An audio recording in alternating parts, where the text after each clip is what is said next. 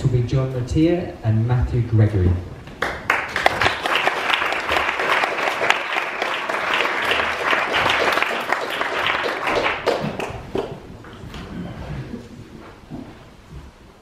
We're not explaining this.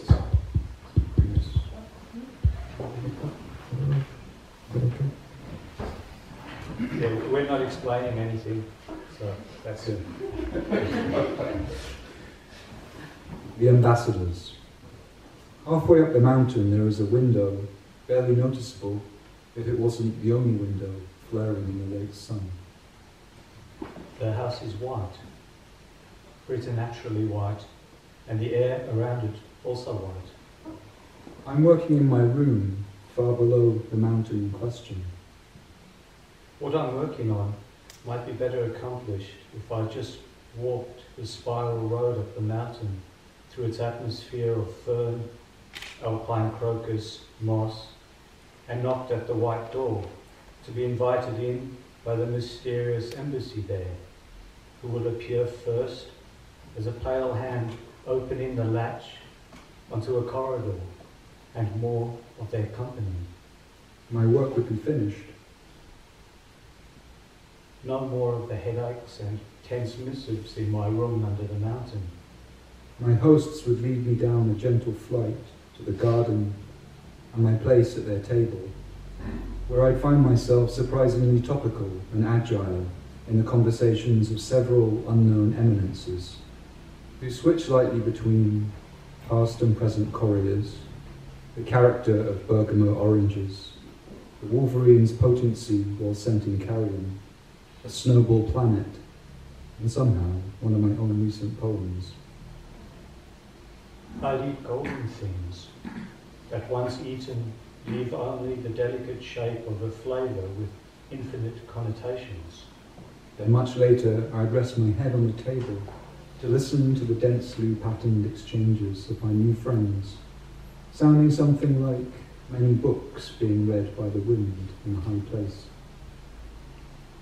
My head on the table, then my head in the lap of the benevolent sovereign, who will stroke my hair and recount to me the dark passages and bright alcazars of our history, until I fall asleep there in his paddle. But the hand would withdraw, the front door never open, the spiral road rolled back down the mountain. So I will continue to write letters to these white addresses.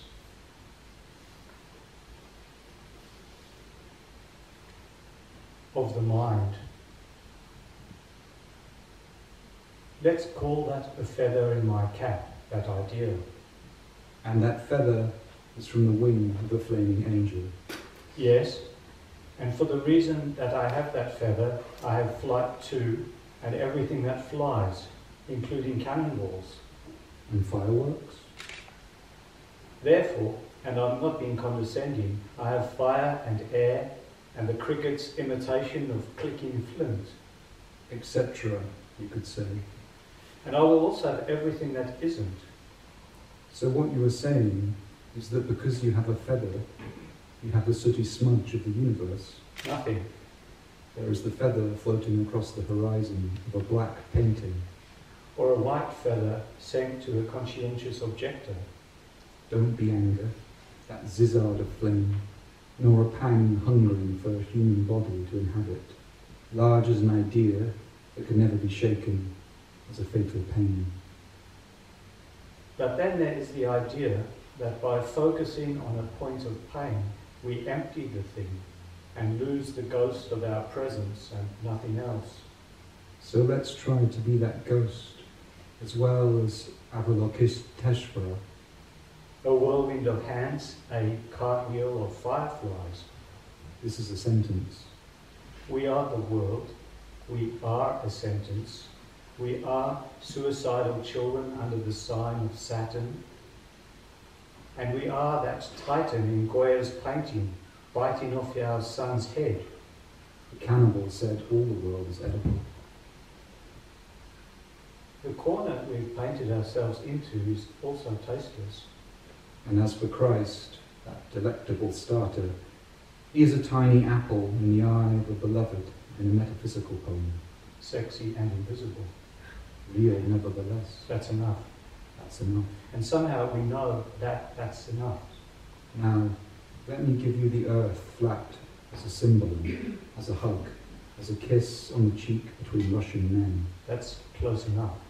We push away, repelled by our suspicion, our handshakes, our observance of habits, confused by how we were caught up in the enthusiasm of the moment. Again, we don't need to taste the world to know it's nutritious. How long will it sustain us? How long can anything entertain us? This is in keeping with the good book and its cobwebs. I don't deny that. Okay. Oh is not an idea. I will do cartwheels following the word oh down the road and into the wild blue yonder. Real American cartwheels, joyous and easy. I will chant, and in chanting not create the world. That chanting will be idea enough. Woa in an Ashby poem. Whoa, be careful with those cartwheels.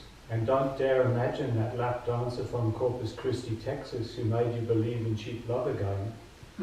Be serious. Adequate for a whole minute. Seriousness is okay, but won't necessarily save us from having our lines stolen by a comedian or our straight faces by a conceptual artist. I would definitely make a distinction between comedy and concept, lap dancing and the act of charm. I have no doubt. That is essential. Godly. Perfect. And we all know this. Let me ask a question.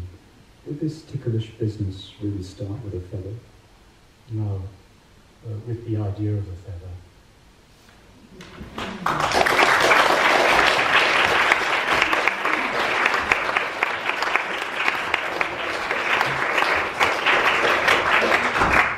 Reading next will be Doug Jones and Leonce Lupet.